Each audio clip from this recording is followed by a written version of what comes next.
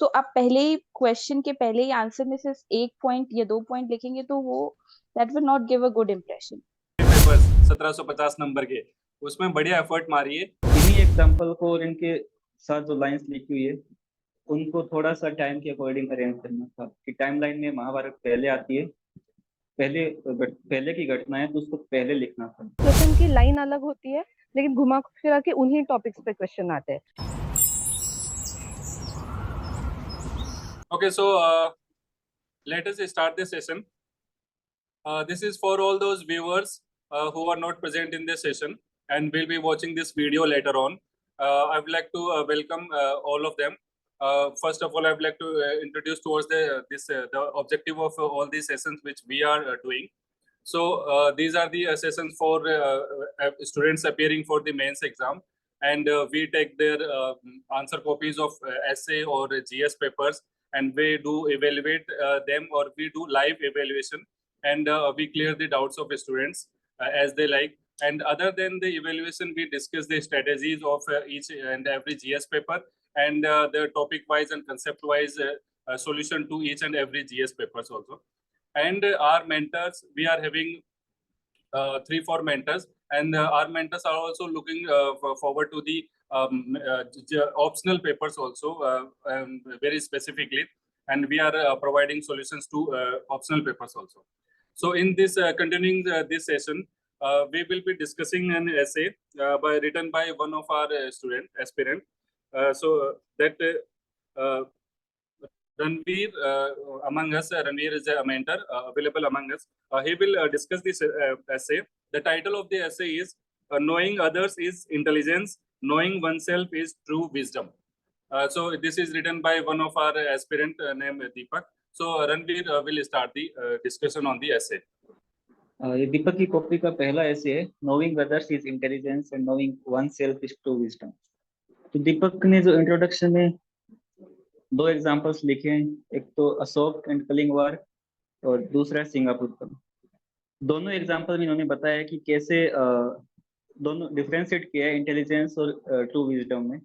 दोनों ही काफी suitable example लिखे इन्होंने पूरा ऐसे वैसे तो काफी अच्छा लिखा है, बस एक दो छोटी छोटी कमियां हैं, वो भी मैंने 2-3 बार ऐसे को पढ़ के जानबूझ के निकाली है, वैसे काफी अच्छा लिखा हुआ है। कमी यही थी कि कुछ जो पैराग्राफ ऐसे था कि पहले लिखने थे उनको बाद में लिखा हुआ है, जो बाद में लिखने थे उनको पहले लिखा हुआ, वो टाइमलाइन के हिसाब से नहीं लिखे हैं। जैसे उन्होंने पेज नंबर 6 पे लिखा है, महाभारत का एग्जाम्पल दिया है, और उससे पहले उन्होंने कॉन्स्टिट्यूशन का एग्जाम्पल दे रखा है, सुकरात का एग्जाम्पल दे रखा है। इन्हीं एग्जाम्पल को और इनके साथ जो लाइंस लिखी हुई है उनको थोड़ा सा टाइम के अकॉर्डिंग अरेंज करना था कि टाइमलाइन में महाभारत पहले आती है, पहले की घटना है तो उसको पहले लिखना था।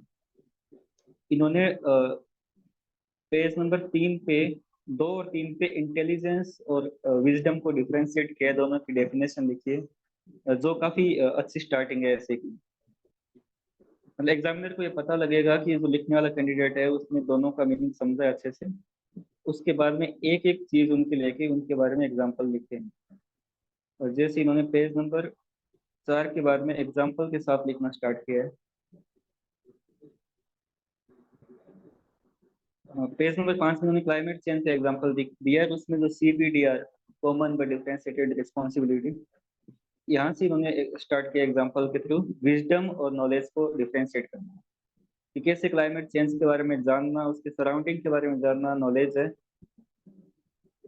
और वो कैसे अफेक्ट करता है बाकी लोगों को, सोसाइटी को, कंट्रीज को, कैसे डिफरेंशिएटली अफेक्ट करता है। तो इसलिए कंसेप्ट था CBDR। तो ये इसको जानना या इसके अकॉर्डिंग वे फॉरवर्ड रखना, वो असली में विजडम है। फिर उन्होंने विजडम का एक सेल्फ इंट्रोस्पेक्शन पॉइंट लिया और फिर उस पर एक एग्जाम्पल लिखा है, और बहुत अच्छा कोटेशन लिखा है बेंजामिन फ्रैंकलिन का, यू कैन नॉट जज a fish by its ability to climb tree. यानी आप एक मछली को पेड़ पे चढ़ने की क्षमता से जज नहीं कर सकते। तो सेल्फ इंट्रोस्पेक्शन एक विजडम का अच्छा, मतलब विजडम एक बड़ा स्पेयर है, उसमें एक छोटा स्पेयर है, वो है सेल्फ इंट्रोस्पेक्शन। इसका इन्होंने एग्जांपल लिखा है, वो है constitution of India, doctor Bhimrao Ambedkar, और जो कास्ट डिस्क्रिमिनेशन और एट्रोसिटीज थी उन सबको रिलेट करके एग्जांपल लिखा है। बस दिक्कत ये है कि उन्होंने ये वाला एग्जांपल पहले लिखा है, फिर सुकरात का एग्जांपल लिखा है जो बाद में लिखा है। बस इन पैरा को ऊपर नीचे लिखना था, वो ज्यादा सेट है। वैसे ही ट्रू विजडम का एक सब कंपोनेंट होता है इमोशनल इंटेलिजेंस, तो उन्होंने इसको डिफाइन किया है। और फिर एग्जांपल लिखा है महाभारत का, कि कैसे गीता के थ्रू जो इमोशनल इंटेलिजेंस का यूज करके लॉर्ड कृष्णा ने अर्जुन अर्जुन को मोटिवेट किया था कि उनको इनजस्टिस के खिलाफ खड़े होना है। तो ये वाला एग्जाम्पल और भी ऊपर लिखना था। यानी जब इन्होंने विजडम को ब्रॉडली डिफाइन करना स्टार्ट किया था कि सेल्फ इंट्रोस्पेक्शन विजडम का एक पार्ट है, इमोशनल इंटेलिजेंस विजडम का एक पार्ट है, तो इमोशनल इंटेलिजेंस को सबसे ऊपर लिखना था क्योंकि उनके पास एग्जाम्पल था महाभारत में। और फिर उसके बाद उनको लिखना था सेल्फ इंट्रोस्पेक्शन, उसमें सुकरात का एग्जाम्पल लिखना था, फिर कॉन्स्टिट्यूशन ऑफ इंडिया का एग्जाम्पल लिखना था।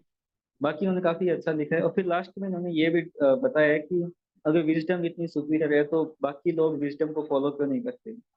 तो फिर उन्होंने बताया है कि विजडम को फॉलो करने के लिए पहले हमारी खुद की कमियों का पता होना चाहिए, ताकि हम उसमें कुछ करेक्शन कर सकें।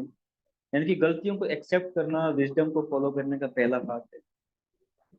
फिर एग्जाम्पल भी लिखा है इन्होंने उसमें इंडिया का, जो 1990s में इकोनॉमिक क्राइसिस आया था, उस एग्जाम्पल के थ्रू उन्होंने बताया कि कैसे हमने जानबूझ के अपनी सिचुएशन को इग्नोर किया, तो बाद में 90s में एक्सेप्ट किया, IMF के पास गए, लोन मिला, और फिर हमने अपनी इकोनॉमी को लिबरलाइज किया। तो वो एक मतलब पहले था वो नॉलेज था, हमने सिचुएशन को सराउंडिंग से कुछ सीखा, फिर खुद पर अप्लाई किया, सेल्फ इंट्रोस्पेक्शन किया, तो एक विजडम बन गई। और फिर हमने उस विजडम का यूज करके इकोनॉमिक पाथ को आगे लेके गए, यानी रिफॉर्म किया। और कॉन्ट्रेरी में एग्जांपल लिखा है पाकिस्तान का, कि कैसे पाकिस्तान को नॉलेज है, यानी कि सराउंडिंग का पता है कि उनके साथ कौन सी कंडीशन हो रही है, इकोनॉमिक सिचुएशन कितनी खराब है, लेकिन वो उसको खुद पे अप्लाई नहीं करे, सेल्फ इंट्रोस्पेक्शन नहीं करे, इमोशनल इंटेलिजेंस का यूज नहीं करे, स्पिरिचुअल कॉन्सेप्ट उसका यूज नहीं करे। तो इन सब चीजों का यूज नहीं करने की वजह से उनका नॉलेज काम नहीं आ रहा है, और वो अभी भी उसी इकोनॉमिक डिजास्टर की कंडीशन में है। और फिर उन्होंने आगे क्लाइमेट चेंज का और कोविड-19 को यूज किया है। जो रिसेंट के एग्जाम्पल है, घटनाएं ना, उनका यूज करना ही है। कैसे कोविड-19 में इन्होंने कुछ एग्जांपल्स लिखे नहीं है, वैसे वो लिखने थे वैक्सीन मैत्री। वो कोविड-19 की सिचुएशन से अवेयर सभी थे, वो नॉलेज था। उस अवेयरनेस का यूज करके हमने इंट्रोस्पेक्शन किया इंडिया ने, और जो हमारे जैसे देश थे या हमारे से कम इकोनॉमिक कंडीशन वाले देश थे, वहाँ पे वैक्सीन मैत्री के थ्रू हमने उनको हेल्प पहुंचाई, वो विजडम थी। तो इन्हीं एग्जांपल्स के साथ उन्होंने कुछ एग्जांपल्स अच्छे लिखे हैं, और उसके साथ एंड किया। मोटे तौर पे इनके ऐसे मुझे कोई ज्यादा कमियां लगी नहीं है, बस टाइमलाइन के अकॉर्डिंग थोड़ा सा अरेंजमेंट है। सर मुझे इतनी कमियां लगी, अनावश्यक गलतियां निकाली मैंने। Ranveer, thank you very much. So, as other aspirants must have seen that how the essay was evaluated. For some beginning, the screen was not available, but then I shared the screen. I will take care that from next session, all the screens are shared while the discussion is made. So, for viewers, I would like to tell that Ranveer has secured very good marks in essay. 138 marks in this exam of Civil Services Exam 2022. So Ranveer has taken the responsibility of evaluating essays for all of our aspirants appearing for this mains exam. And believe me, guys, if you follow the instructions of Ranveer, which are very essential and crucial, you too can get 138 marks, and which is very important. In essay, if you get above 135, around 140, it will help you very much in getting into the merit list.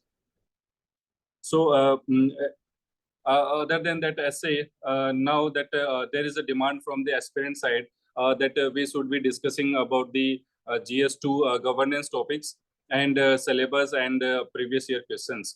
So, I would like to know from the participants available in the session, what kind of difficulties you are facing in. Okay, before that, Deepak, do you have some doubt regarding your essay evaluation?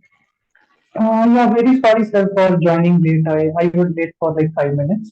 I just wanted to know from Ranveer sir कि the one flaw which he found in my essay was that कि वो structuring वाले part में थोड़ा सा मुझे कुछ para ऊपर लिखने चाहिए थे, that was not like period wise well divided.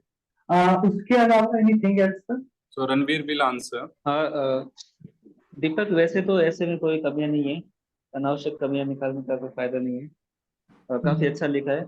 बस उसमें जो कुछ पैराग्राफ आपने नीचे लिखे उनको ऊपर लिखने का इसलिए बोल रहा हूँ कि वो टाइम के अकॉर्डिंग सूटेबल हो। जैसे आपने सेल्फ इमोशनल इंटेलिजेंस का लिख के विजडम का एक पार्ट बताया इमोशनल इंटेलिजेंस को, फिर आपने महाभारत का एग्जांपल लिखा है उसमें, तो सेल्फ वो विजडम के इस पार्ट को आप ऊपर लिख दो, क्यों महाभारत तो बहुत पुरानी बात है ना, तो कॉन्स्टिट्यूशन ऑफ इंडिया बाद वाली बात है, तो उस वाले पैराग्राफ को नीचे लिख दो। वो ऐसे टाइम के साथ पढ़ने वाले को ऐसा लगता है कि अच्छा वो खुद को रिलेट कर पाता है उस टाइम लाइन के साथ, कि महाभारत पहले हुई थी, सुकरात बाद में आए थे, उसके बाद में कॉन्स्टिट्यूशन ऑफ इंडिया था, फिर क्लाइमेट चेंज का कंसेप्ट आया था जो आपने लिखा है ऐसे में, तो फिर लास्ट में कोविड था। ऐसे जो आपने 5-6 चीजें लिखी है इसमें एग्जाम्पल के थ्रू, उनको टाइम के अकॉर्डिंगली सेट कर लो। ऐसे में हम 2 टाइप्स लिखते हैं ना, एक तो डायमेंशंस लिखते हैं, पॉलिटिकल, सोशल, इकोनॉमिक, एडमिनिस्ट्रेटिव, तो या फिर हम टाइमलाइन के अकॉर्डिंग लिखते हैं। पूरा ऐसे आपका सही लिखा हुआ है, बस उसमें कुछ चीजें ऊपर नीचे अरेंज करना है, बाकी सब सही लिखा हुआ है। तो कुछ जो रिसेंट के एग्जांपल्स है ना, जैसे आपने कोविड का लिखा है तो उसमें विजडम के रूप में इंडिया के वैक्सीन मेथड का एग्जांपल लिख देते हैं। और डिजास्टर वाले केस में लिख सकते हो कि कैसे डिजास्टर होती है तो इंडिया हेल्प करता है बाकी कंट्रीज को, जैसे टर्की में अर्थक्वेक आया था तब हमने हेल्प की थी। हाँ, इंडिया से अंदर हाँ, तो आपने लास्ट में अच्छे एग्जांपल्स के साथ कंक्लूड कर सकते हो, जो रिसेंट के भी हैं और अच्छे एग्जांपल तो अपने टॉपिक से रिलेटेड भी है। सबसे अच्छी बात ये थी कि आपने हर पैराग्राफ में ये बताने की कोशिश की है विजडम और नॉलेज में डिफरेंशिएट किया है। वो ऐसे की अच्छी क्वालिटी होती है कि हम एक पैरा जैसे खत्म करें, वहां पे उस जो टॉपिक पूछा है हमें वो टॉपिक के आसपास आ जाए उसमें, यानी उस पैरा को पढ़ने के बाद लगना चाहिए क्या इस टॉपिक से रिलेटेड बात की है। जो कीवर्ड है इसमें नॉलेज और विजडम, वो दोनों आपके हर पैरा में है। और आपने जो स्टार्टिंग में नॉलेज और विजडम को डिफाइन किया वो सबसे अच्छा लगा मुझे। वो एग्जामिनर को ऐसे लगता है कि आपको इन दोनों कंसेप्ट को आप डिफरेंशिएट कर पाते हो, और फिर आपने एग्जांपल्स के थ्रू आगे बताया। बस उसको टाइमलाइन के साथ एडजस्ट कर लो, बाकी सब सही। Also, sir, कुछ for example, some evaluators have suggested me कि वो headings use करना चाहिए, तो how good or like how important is to use headings in essay? सब कुछ headings लोग जो हम बनाते हैं, हाँ। काफी लोग बनाते हैं, अगर आप मतलब आपको फिट नहीं बैठता है तो आवश्यक नहीं है सब हेडिंग बनाना। वैसे ऐसे वही होता है, इसमें फ्लो बना रहे, उसमें हेडिंग और सब हेडिंग की आवश्यकता नहीं है। अगर आप पैरा से पहले पैराग्राफ को दूसरे से लिंक कर पाते हो तो आपको सब हेडिंग लिखने की आवश्यकता नहीं है। कुछ लोग जिनको लिखने में फ्लो की दिक्कत होती है वो सब हेडिंग लिखते हैं कि अगला नया कंसेप्ट स्टार्ट हो जाए वहां से। तो वैसे आप ऐसे के स्टार्टिंग में जो आर्ग्यूमेंट्स लिखते हो जिसको हम लिंकिंग पैरा बोलते हैं, वो अपने आप में सब हेडिंग है, हम उनको एक साथ लिख देते हैं सबको। तो वो ज्यादा सही लगता है कि आप इंट्रोडक्शन लिखो, उसके बाद लिंकिंग पैरा लिखो, और फिर उस लिंकिंग पैरा में 5-6 सब हेडिंग्स ही होती है, वो फिर एक फ्लो के साथ ऐसे को लिखते रहो। वैसे ऐसे में एक फ्लो बनाने के लिए सब हेडिंग की आवश्यकता नहीं होती, ज्यादा नेचुरल वो होता है कि जिसमें ऑटोमेटिक फ्लो आता रहे, एक पैरा दूसरे पैरा से लिंक होता रहे। और सब हेडिंग लिखते हैं काफी लोग, आपको अगर दिक्कत आए फ्लो बनाने में तो आप सब हेडिंग भी लिख सकते हैं। मैं बहुत तो ज्यादा कंफर्टेबल नहीं हूँ लाइक सब हेडिंग बनाने में, वो हाँ तो वो आई फिर कैन स्किप इट, वो स्किप भी कर सकता हूँ। हाँ तो फिर स्किप करो ना, नेचुरल तो ज्यादा अच्छा होता है, सब हेडिंग से ही ज्यादा अच्छा होता है, जिसमें सब हेडिंग की आवश्यकता नहीं। So for this essay and for many essays to come which are of a philosophical kind and you might get worried during the exam, I would suggest that it's a additional exercise, but what you have been doing, see, try to read Sanskrit slok at least हर दिन में एक श्लोक आराम से पढ़िए और उसका मतलब समझिए, बस 2 लाइन का, और वो देखिएगा आप एग्जाम के टाइम तक आपके लगभग 10-15 श्लोक अगर अच्छे से तैयार हो गए तो वो किसी भी ऐसे में इंसर्ट करने के लिए बहुत हेल्पफुल होंगे। फॉर एग्जाम्पल, आपने एक श्लोक बहुत सुना है, लेकिन आपने अभी इसको इम्प्लीमेंट नहीं किया होगा। मोको कहाँ ढूंढे रे बंदे, मैं तो तेरे पास में, ना तीरथ में ना मूरत में ना एकांत निवास में। ओके, और now read the topic of this essay, read the title of this essay. So it is intelligence in others and wisdom within yourself. Knowing yourself is the wisdom. मोको कहाँ ढूंढे रे बंदे, मैं तो तेरे पास में, मुझे कहाँ ढूंढता फिर रहा है तू बाहर, मैं तेरे अंदर हूं। अपने अंदर अपने आप को पहचान ले, अपने आप को जान ले, that is the wisdom. Getting the point? तो ये अभी क्या प्रॉब्लम है होगी कि हमने ये जो श्लोक है ये हमने रफली सुना होगा, मतलब सुना होगा, और जब हम लिखने जाएंगे इसको without knowing the exact words तो हम थोड़ा फंबल करेंगे। So that is the point कि हमें श्लोक्स जो हैं वो अच्छे से याद होने चाहिए। अगर श्लोक आपको अच्छे से याद नहीं है तो don't attempt to write in the exam, because then you will end up giving the half meaning of the shlok and that will bring a bad impression. तो श्लोक पे कम से कम 10 श्लोक पे आप काम कीजिए, which will anyway which will benefit you, not in the essay, then will in the ethics somewhere. Okay, so this is the idea, this is the additional exercise which can fetch you good marks. ठीक है? तो ऐसे ही and जैसे ही topic पढ़ते हैं आप, है ना, ऐसे क्या, तो ट्राई टू रिवाइव दी दो श्लोक्स कि कौन से वाले श्लोक में ये सही बैठता है ये। ठीक है? बाकी देखो बेसिक एग्जांपल्स हैं, knowing yourself is the emotional intelligence, तो वो तो सभी को पता है ना, बिकॉज जीएस 4 का एथिक्स का सबसे बड़ा टॉपिक तो इमोशनल इंटेलिजेंस ही है। हर कोई घूम फिर के इमोशनल इंटेलिजेंस लिखेगा ही लिखेगा, उसके 4 एग्जाम्पल लिख देगा। तो try to add something new which can fetch 138 marks like Ranveer. Getting the point? So okay, so this was a very good discussion on essay. We will keep doing the discussions in every session. So now we will go to GS2 paper for polity and governance. So yes, aspirants, please throw some doubts on GS2 paper or governance. What is the problem with you? And I would like to take this session forward. Yes.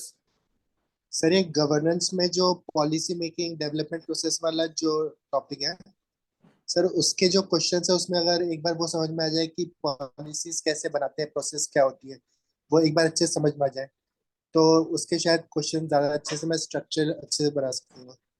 Sir एक बार वो समझा दीजिए कि policies बनाते कैसे अच्छे से। Okay.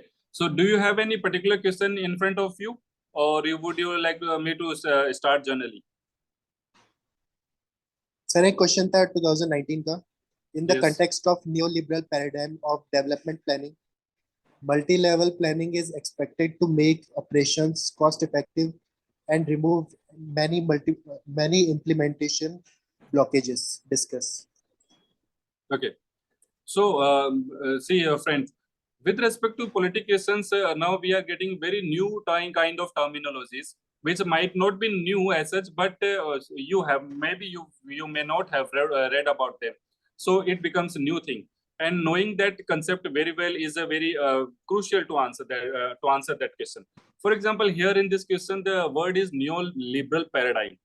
So we have to be very much aware about the neoliberal paradigm. So liberalization, privatization और globalization 1991 के reforms वो तो सभी ने पढ़े हैं, liberalization क्या होता है। अब ये neoliberalization क्या होता है, अगर आप इसको उस कंसेप्ट में लेकर जाएंगे तो 1991 के, so maybe you may not fetch good marks. और फिर जब neoliberal paradigm आपको पता होगा, then you can go into the multi-level planning, तभी आपका एक आंसर कंप्लीट होगा। And these are the very tricky governance questions, तो उसमें आपको आपके आंसर में दिखना चाहिए कि you are aware about governance thing. So liberal paradigm क्या होता है कि जैसे जैसे सरकार ने लिबरलाइजेशन किया, उसके बाद में क्या हुआ, सरकार ने ये सोचा कि अभी प्राइवेट सेक्टर आ चुका है, तो let private sector provide all the service, if not all, maximum of the service, and we as a state should withdraw from these basic things, and we can focus on major state like thing, जो कि security होता है, law and order होता है। तो state ऐसे सोचने लगा कि अब प्राइवेट सेक्टर देख लेगा, ऐसा सोच। लेकिन क्या हुआ, private sector was not that developed, कि वो प्राइवेट सेक्टर देख लेता बाकी service to provide this services to such a huge population. तो क्या हुआ, स्ट्रेट विड्रॉ कर गया फ्रॉम द पब्लिक सेक्टर और प्राइवेट सेक्टर उस गैप को फिल नहीं कर पाया, सो वहां पे वैक्यूम आ गया। अब ये vacuum this is very important. तो अब इसमें मल्टी लेवल प्लानिंग का इश्यू जो है वो यहाँ पे आता है कि आप विड्रॉ ऐसे नहीं कर सकते without forming a very good base to provide public services to 100 crores of population. So here is the multi-level planning, which includes state. State is not a single thing. State means central government, state government, and panchayat bodies. 3 levels of state we know. And other than that, जो भी institutions हैं, सभी का अपना काम है, तो वो तो सर्विसेज प्रोवाइड करेंगे with in the name of state. And other multi levels और कौन से होंगे? Private sector. अब प्राइवेट सेक्टर क्या है? प्राइवेट सेक्टर में पीएसयूज भी आ जाएंगी, प्राइवेट बॉडीज आ जाएंगी जो कोर प्राइवेट बॉडीज हैं, and then NGOs and CSO. So ये सभी जितने भी स्टेक होल्डर हैं, जितना आपके दिमाग में आता है, जो भी स्टेक होल्डर, उन सबको आप इंक्लूड करके they provide the multi level planning. अब ये है basic understanding of the question which you need to have कि न्यू लिबरल पैराडाइम क्या है, मल्टी लेवल प्लानिंग क्या है, और तभी कुछ हो पाएगा। ठीक है, सो ये एक जो की पॉइंट होता है that you have to catch in the questions of governance. And I would suggest, जब आपको वो समझ में आ गया है, then you should be able to provide a case study to that question. For example, जिसमें आपको Association for Democratic Reforms ADR है, तो वो ज्यादातर इलेक्शंस के रिलेटेड केस स्टडीज देता है। लाइकवाइज हर टॉपिक के लिए एनजीओ का केस स्टडी, सीएसओ का केस स्टडी, वो आप अगर पुट कर पाते हैं, so that will make your answer very distinct. So in this, I would like to invite Aman also. She is having very good interest in GS2 paper and polity and governance. Aman, please comment on the, please further comment on the question. Sure, sir. The benefits of neoliberal paradigm, as well as how it has, harmed the basic public services. So both should be discussed in the answer. Ki how, why neoliberalism was needed, and why it was put in place at the first time, and how it has not able to deliver to the, to the poorest of poor. So this is where the need of multi-level policy making arises. So the whole, evolution and need should be drawn in the answer, so to make sure that the demand of question is met. And that is Okay. where we need the multi-level policy making. Probably adding some examples to the answer will also help fetch more marks. So Yogesh, are you getting the point? So it is about first of all knowing the concept. तो GS2 में number कम आने की वजह, या फिर कभी ज्यादातर number कम ही आते हैं GS2 में, 1-2 ईयर को छोड़ के, तो ये वजह यही है कि गवर्नेंस का जो टॉपिक है वो नहीं समझ में आ पाता है, and we start writing things जो कि बीटिंग अराउंड द बसेस। तो आप ऐसे ही इसका एक्सरसाइज का तरीका ये है कि आप प्रीवियस ईयर के question starting from the 2013, I would say 13 में सिलेबस चेंज हुआ था, and that was the first exam इस सिलेबस के बेसिस पे। तो 13 के questions are still relevant. Let me tell you, 13 के 2013 के क्वेश्चन जो हैं GS 1, 2, 3, 4 सभी पेपर्स में, दे आर स्टिल रिलेवेंट। तो वो पेपर उसको प्रीवियस ईयर क्वेश्चंस पढ़िए and then make a note, और उन सभी का आप है ना, आप जितना आपके अवेलेबल नोट्स में है तो आप उसको रिवाइज कीजिए। अगर आपके अवेलेबल नोट्स में वो टॉपिक्स नहीं है, then go for the Google search, Wikipedia, and all these websites of ADR down to a Better India. These websites, they will give you good content. So this is how you make the answer of these governance question. Next question, Yogesh, we can discuss Sir, the another question I also. can add some. Yes. Himanshu sir, if I can add something. Yes. Sir, in this particular question, I think Ayman ma'am has rightly pointed out that we should give examples. So neoliberal planning में अगर successful example देना है तो हम Delhi metro का example दे सकते हैं, जहां पर even though it is a private enterprise but it is helping in achieving the DPSPs, social and economic justice, equality. So the welfare policies are also getting implemented by including the private sector in the planning. And multi level of planning is, इसमें हम जोशीमठ वाला example जोड़ सकते हैं कि for example अगर multi level of planning अगर include होगा, local bodies, state government and central government तीनों अगर इंक्लूड होगी at the ground level planning में, तो जोशीमठ जैसी जो प्रॉब्लम्स है उनको हम अच्छे से टैकल कर सकते हैं, क्योंकि पॉलिसी मेकिंग में ग्राउंड लेवल का जो इनपुट होता है वो काफी इंपॉर्टेंट होता है। And for that other part of dividing the topics into dividing the question into different topics, मैंने अभी जस्ट एक ग्रुप में एक शेयर किया है एक पीडीएफ, जिसके अंदर मैंने 8-9 टॉपिक जो GS2 सिलेबस के जो मेजर टॉपिक्स है उसमें मैंने ईयर वाइज क्वेश्चंस को डिवाइड कर दिया। तो अगर आप पॉलिसीज वाला स्पेसिफिक पार्ट उसके अंदर निकाल के देखेंगे तो पॉलिसीज के ऊपर पिछले 2013 से 22 तक के बीच में 18 क्वेश्चन पूछे गए। तो it is a very important part of GS2 syllabus. तो आप उसमें देखेंगे तो आपको पता चलेगा कि जो करंट अफेयर में जो मेन चीजें जो चल रही है, जो न्यूज में चल रहा है, जैसे कि फॉर एग्जांपल लास्ट ईयर का 2022 का अगर आप एग्जांपल ले ले तो reforming of direct benefit transfer scheme, और उसी के ऊपर डायरेक्टली क्वेश्चन पूछा गया और many article before the mains were on this direct benefit transfer schemes. तो अगर हम न्यूज़पेपर का थोरोली अगर एनालिसिस करेंगे तो पॉलिसीज वाले क्वेश्चन हम इफेक्टिवली टैकल कर सकते हैं। And yes, about the question on policies, try to get behind the ideas that कि ये क्वेश्चन क्यों पूछा गया है। जैसे मैं हर सेशन में ये बोलता हूँ कि try to read the mind of the examiner, कि ये क्वेश्चन क्यों पूछा गया है। अब हम क्या करते हैं, हम रिसेंट इवेंट्स में चले जाते हैं, which are of past 3-4 months. इतना भी हो सकता है वहां से क्वेश्चन आ जाए, but you should go as far as back as 2-3 years, 2-3 साल पहले का भी क्वेश्चन आ सकता है। ठीक है, तो आप ये एग्जामिनर का माइंड पढ़िए। Okay, so for example as it was discussed कि electronic cash transfer system for the welfare scheme is an ambitious project to minimize corruption, eliminate wastage and facilitate reforms. Comment. So electronic cash transfer. तो अभी question क्यों आया, क्योंकि अभी जैसे ई रूपी की बात हुई थी, तो ये तो अभी, और जैसे अभी सीबीडीसी की बात हो रही है, तो सीबीडीसी तो अभी आरबीआई ने अभी उसको एग्री किया है, लेकिन ये क्वेश्चन क्योंकि ऑलरेडी आ चुका है, पहले ऑलरेडी आ चुका है, तो उस टाइम पे आप ये सोचिए कि ऐसा क्यों है इलेक्ट्रॉनिक कैश ट्रांसफर। और ये देखिए सेम क्वेश्चन 2013 का है ये, और सेम क्वेश्चन मैं 2023 में डालता हूँ, क्वेश्चन सेम रहेगा but the content gets changed. आप ये समझिए 2013 में ऐसा क्या हुआ था कि ये इलेक्ट्रॉनिक कैश ट्रांसफर की बात है, तो वहां पे दैट वाज द ईयर जब डीबीटी की बात शुरू हुई थी, डीबीटी की बातें शुरू होने लगी थी, and then it was finally implemented on 1st of January 2015 आफ्टर 2 years of asking this question. लेकिन अभी आज के कंटेक्स्ट में अगर मैं इलेक्ट्रॉनिक कैश ट्रांसफर की बात करूंगा तो ई रूपी बताऊंगा, सीबीडीसी बताऊंगा, आधार बेस्ड पेमेंट सिस्टम एबीपीएस ये बताऊंगा, सारी स्कीम्स जो है आज के टाइम पे, पेंशन है, नरेगा का पेमेंट है, ये सारी की सारी चीजें सीडेड, आधार सीडेड हो गई है। सो आंसर चेंज हो जाएगा। उसी कंटेक्स्ट में 2013 के कंटेक्स्ट में आंसर लिखोगे तो you will not fetch a good mark.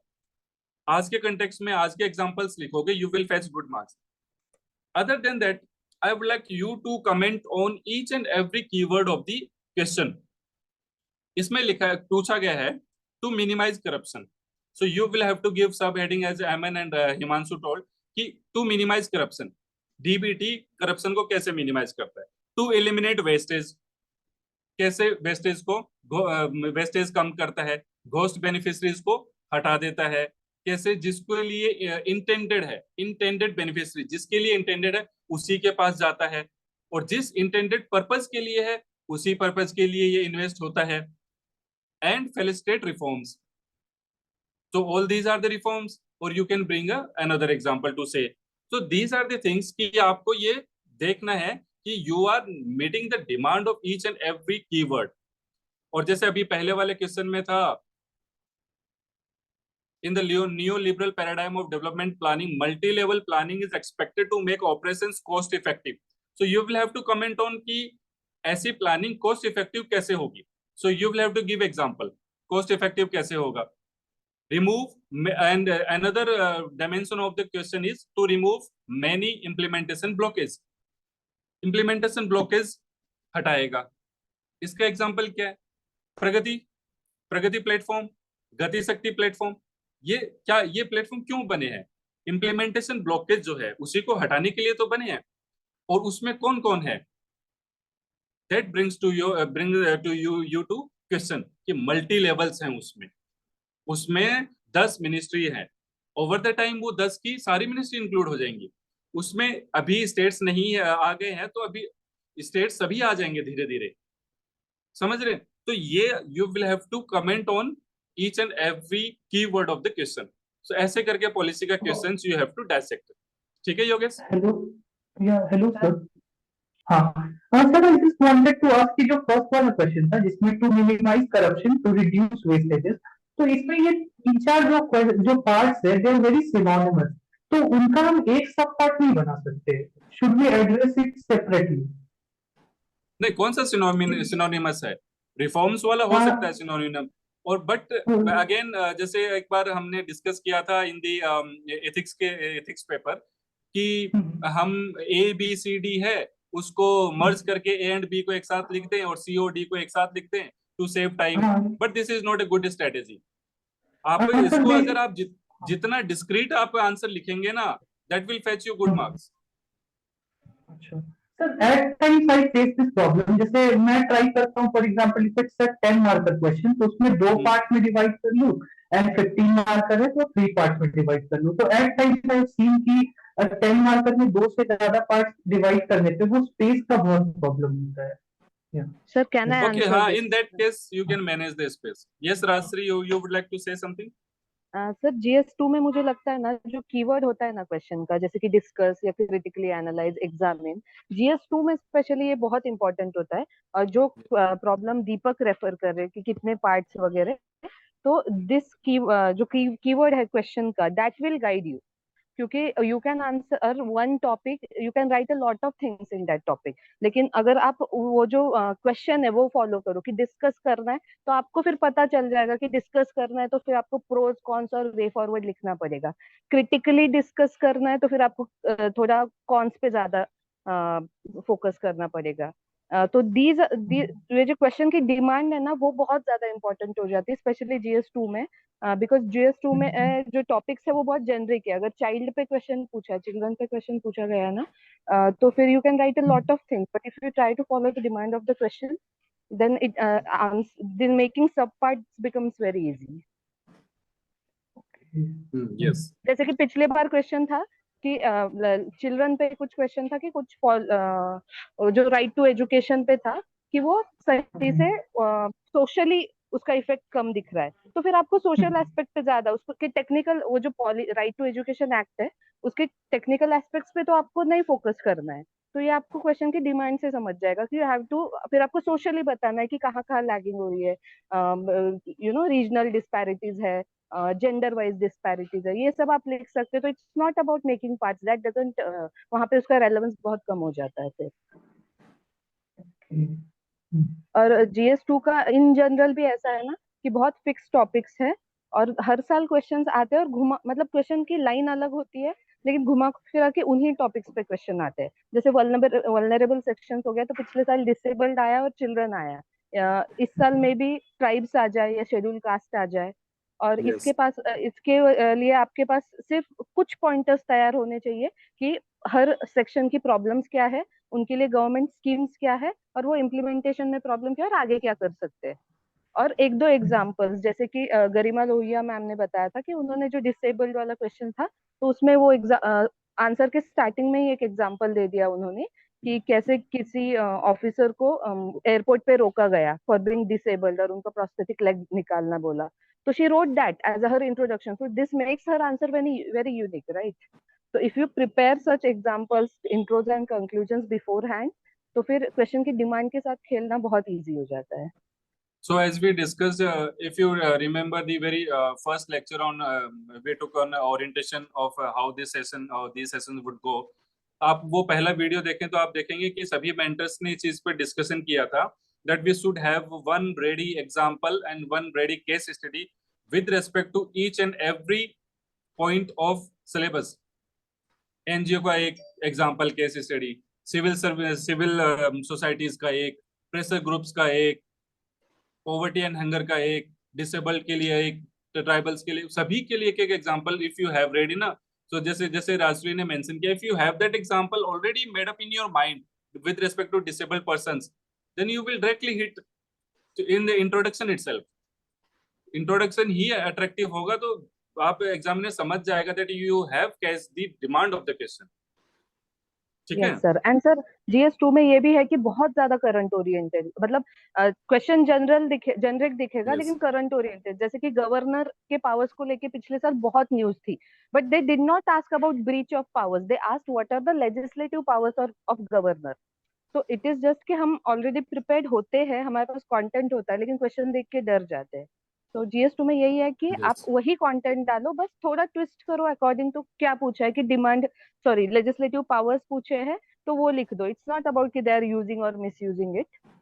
Sir एक क्वेश्चन है या सर, किसी कोई कोई क्वेश्चन में दो दो कीवर्ड्स रहते हैं या फिर उससे ज्यादा कभी कभी कीवर्ड्स रहते हैं, तो उसमें किस कीवर्ड से हम लोग इंट्रोड्यूस करें? जैसे क्वेश्चन नंबर 7 है, इसमें ही ये जो सर ने भेजा था, micro finance as an anti poverty vaccine, इसमें माइक्रो फाइनेंस से स्टार्ट करना चाहिए या फिर सेल्फ हेल्प ग्रुप से स्टार्ट करना चाहिए?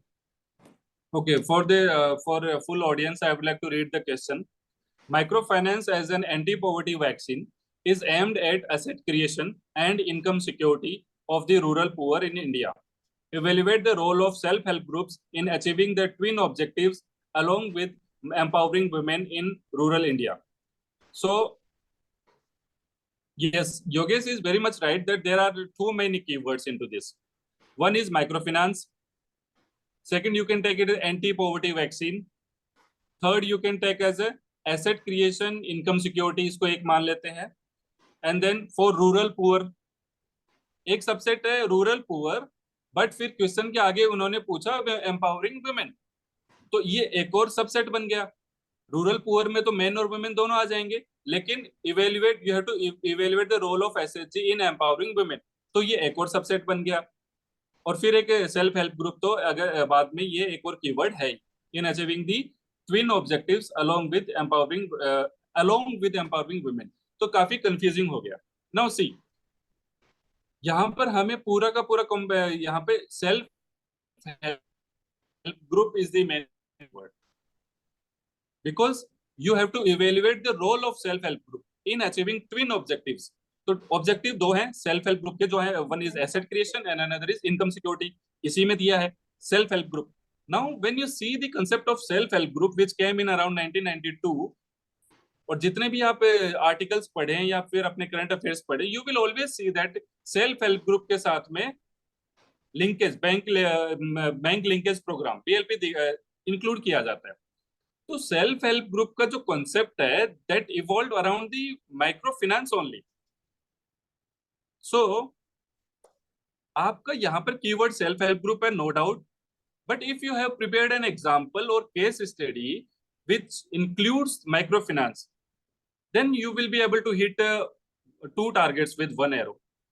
और सेल्फ हेल्प ग्रुप का पूरा कॉन्सेप्ट ही माइक्रो फाइनेंस के अराउंड है, क्योंकि इसमें बाकी देखो बाकी लाइवलीहुड जो सरकार दे रही है सिंगल इंडिविजुअल को, या फिर सरकार या फिर प्राइवेट जॉब, सरकारी जॉब्स हैं अलग अलग, वो अलग चीजें हैं. सेल्फ हेल्प ग्रुप काफी वो इंडिविजुअल हैं, और self help group more than 2, more than 5, more than 10 individual एक साथ मिलकर बनाते हैं. और वो करते क्या है, वो या तो थोड़ा बहुत पैसा खुद का इकट्ठा करते हैं, थोड़ा बहुत पैसा सरकार से लेते हैं, and they try to survive on that or they try to improve on that. So self help group always comes with the finance thing, कि अगर आपको माइक्रो फाइनेंस नहीं पूछा है सेल्फ हेल्प ग्रुप से, still you should include the micro finance. और micro finance के साथ में सेल्फ हेल्प ग्रुप नहीं पूछा है तो still you should include the SHG.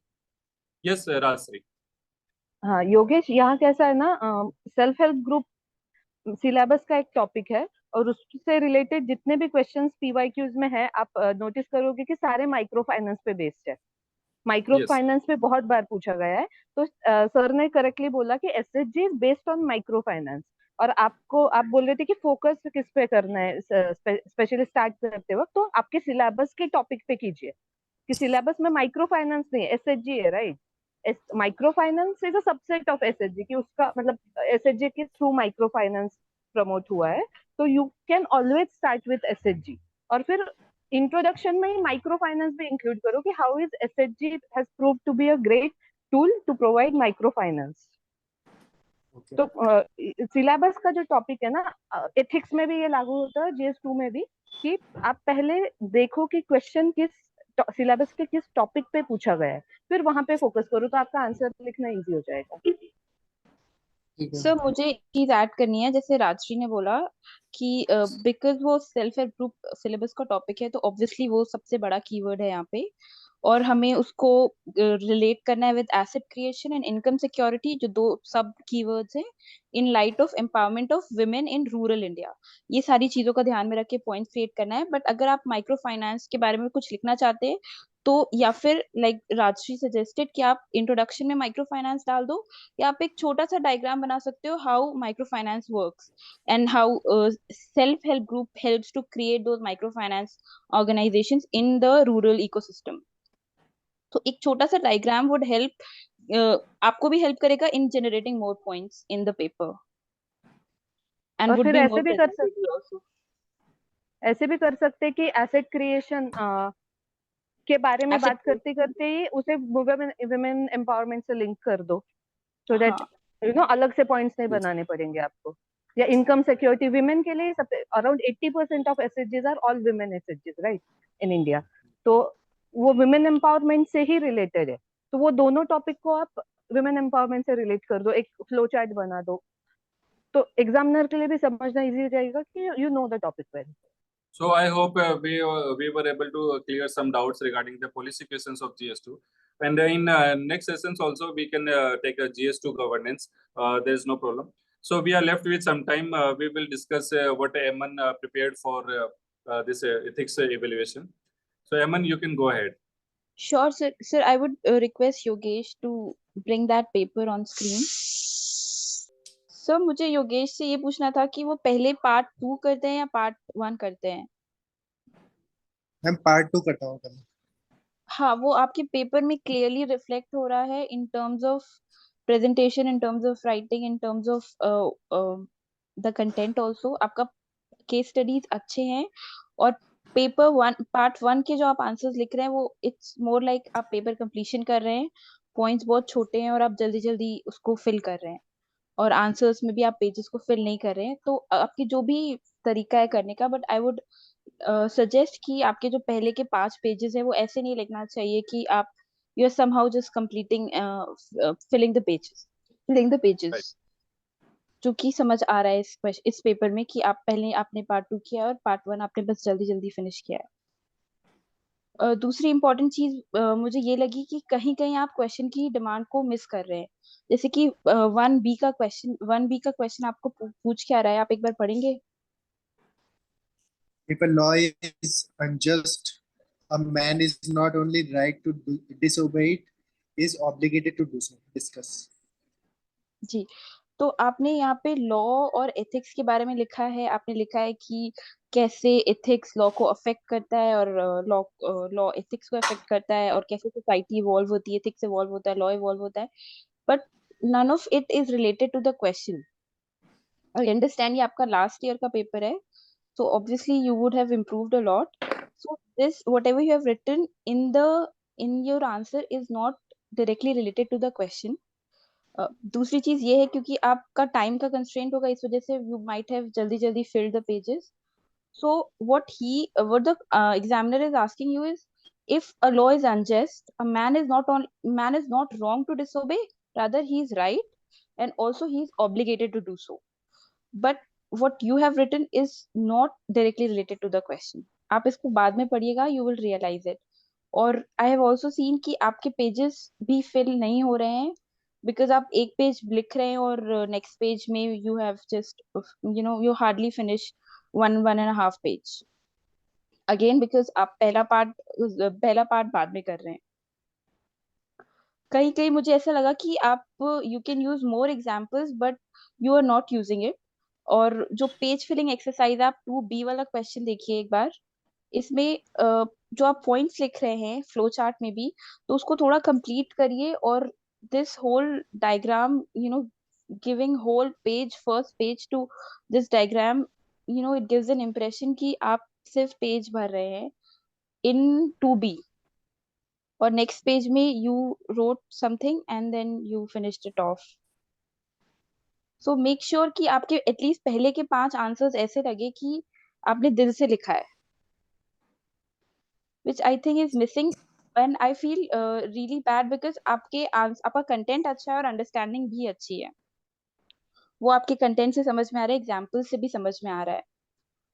और कहीं कहीं मुझे क्वेश्चंस को डिस्कस करना था, जैसे ये वाले क्वेश्चन में, फॉरेन एड वाले क्वेश्चन में आप दोनों पार्ट्स को एड्रेस कर सकते थे कि how foreign aid is a form of new colonialism, as economically wealthier countries can exploit developing countries under the cloak of aid. Examine.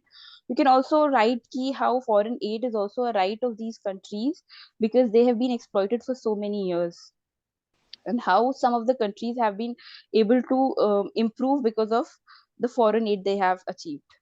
और उसके बाद finally giving a good conclusion, a balanced conclusion.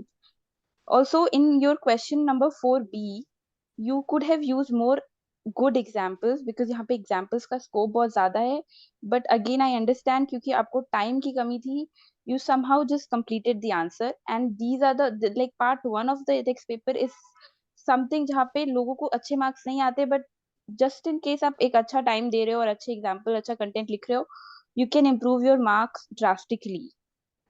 तो part A को आप ignore मत करिए, जो कि आपने अपने इस पेपर में किया है। कमिंग टू आप ये वाला क्वेश्चन देख सकते हैं 5B, which is on corruption. दूसरे पेज में आपने 2 क्लाउड्स बना के लिखा है और वो बहुत जल्दी जल्दी किया है। मैंने आपकी केस स्टडी पढ़ी और केस स्टडी का कंटेंट मुझे अच्छा लगा, और केस स्टडी लग रहा था कि आपने उसको पहले अटेम्प्ट किया है और उसको आपने नॉट जस्ट पेजेस को फिल किया है, बल्कि आपने लिखा भी बहुत रेलेवेंट है। सो केस स्टडीज में मुझे कोई इम्प्रूवमेंट नहीं सजेस्ट करना है, बट पार्ट 1 को आप इग्नोर मत करिए। And like I mentioned earlier कि हर कीवर्ड पे एक डेफिनेशन और एक एग्जाम्पल प्रिपेयर करिए, अच्छे रेलेवेंट एग्जाम्पल्स आप सर्च कर सकते हैं। पर्सनालिटीज के इंडियन एक्सप्रेस के गवर्नेंस अवार्ड्स मिलते हैं, उनकी एक लिस्ट बनाइए पिछले 2 साल से, कोई अच्छे अच्छे अवार्ड्स की लिस्ट बनाइए, या फिर पद्मश्री मिलता है तो उसमें भी आप कुछ कुछ कोई एनवायरमेंट लिस्ट है, कोई अच्छी लिस्ट एक प्रिपेयर कर सकते हैं, उसके थ्रू आप यूनिक एग्जांपल्स डाल सकते हैं। और पेपर 1 को थोड़ा और सीरियस पार्ट 1 को थोड़ा और सीरियसली लीजिए और पेजेस को भी भरिए विद रेलेवेंट कंटेंट। और दूसरी चीज, आप इंट्रोडक्शन में अक्सर सिर्फ एक डेफिनेशन लिख दे रहे हैं, विच इज थोड़ा सा ओल्ड तरीका now, because I would suggest कि आप जो इंट्रोडक्शन लिख रहे हैं, please try to give a context to the question जो आपका इंट्रोडक्शन है। जैसे कि foreign aid is the form of new colonialism as economically wealthier countries can exploit developing countries. तो इसमें you could have given the context of China, you could have given the context of China giving loan to Sri Lanka or anything like that, or might have added it as an example. तो आपका जो introduction है वो थोड़ा सा unique और अच्छा हो जाता। So these are some of the points जो आप अगर इनकलकेट करेंगे अपने आंसर्स में पार्ट 1 के, तो वो भी अच्छे होंगे as your part 2 is good. Also ethical terminologies का थोड़ा और इस्तेमाल कर सकते हैं आप। जैसे पहले ही आंसर में आपने कैपिटलिज्म की डेफिनेशन लिखी, लिमिटलेस वेल्थ के बारे में बताया, बट जो possibility of pursuing ethical capitalism था उसको आपको थोड़ा सा डिबेट करना था, that is it possible to pursue ethical capitalism, yes कुछ पॉइंट्स, नो कुछ पॉइंट्स, और फिर फाइनली आपको लिखना था कि how you can find a balance or how you can pursue ethical capitalism, how is it possible. You just wrote one point of Gandhi's trusteeship model, except that there is no other point in this answer. So आप पहले ही question के पहले ही answer में सिर्फ 1 point या 2 point लिखेंगे तो वो that will not give a good impression. So I would just suggest you कि आप पार्ट 1 को seriously थोड़ा सा अटेम्प्ट करें। Okay. और ये जो आप डायग्राम्स बना रहे हैं, दीज आर गुड, बट आप पूरा एक पेज उस डायग्राम को नहीं दे सकते हैं, ये फिगर्स को, बिकॉज फिर बाद में ये इंप्रेशन आता है कि आप सिर्फ पेजेस भर रहे हैं. I think this is all I have to say on this. Thank you, Aman, for this fruitful discussion with Yogesh. Yogesh, if you have any specific doubt related to any particular question or something, you can directly talk to Aman also, है ना? Okay, Yogesh? Okay, sir. Okay, now you can switch off this screen. So for viewers and audience, I would like to introduce Kirti. She has secured rank 64 in Indian Forest Service exam 2022, and now she will be your mentor, and you can discuss with Kirti regarding your mains exam, anything you would like. She will be here, and this is the quality of mentorship we would like to provide to each one of you, and so that you can also get that email from Lavasna, which we were talking about, that you are welcome to the Lavasna Mussoorie campus. Okay, so Kirti, please share your experience and say a few words. Sir, thank you very much for the nice introduction. Amresh sir also introduced me last time, but you were not there, so I had to say hi to you also. Sir, experience was good because this year I appeared in civil services also, and I had missed that by 7 marks, and that was merely because of the low marks I got an interview by Raj Shukla sir this time. And fate had it in a way that I got Raj Shukla sir again in forest services after 1 month, and this time he gave me 215, so which is one of the highest in interviews in forest. So it was actually a roller coaster ride for me, but it was really a very good experience to finally expect to get that letter from Lavasna. And I have my medical pending, so I'm really glad to be here associated with you all in the mentorship program, and I'll definitely contribute in whatever way I can here. Thank you very much, Kirti. So आप लोग समझ रहे हैं ना interview का कितना बड़ा stake है और किस डायरेक्शन में इंटरव्यू स्विच हो जाता है. सो बेटर है कि आपके हाथ में मेंस के एग्जाम, मेंस के पेपर्स 1750 नंबर के, उसमें बढ़िया एफर्ट मारिए, and then we will do something about interview also. तो अमरीश सर एक वर्कशॉप फॉर वीक इंटरव्यू की वर्कशॉप भी ऑर्गेनाइज करवाते हैं. We will include all of you in that also. But till then, focus on 1750 marks. Okay, everybody, take care. We shall meet again.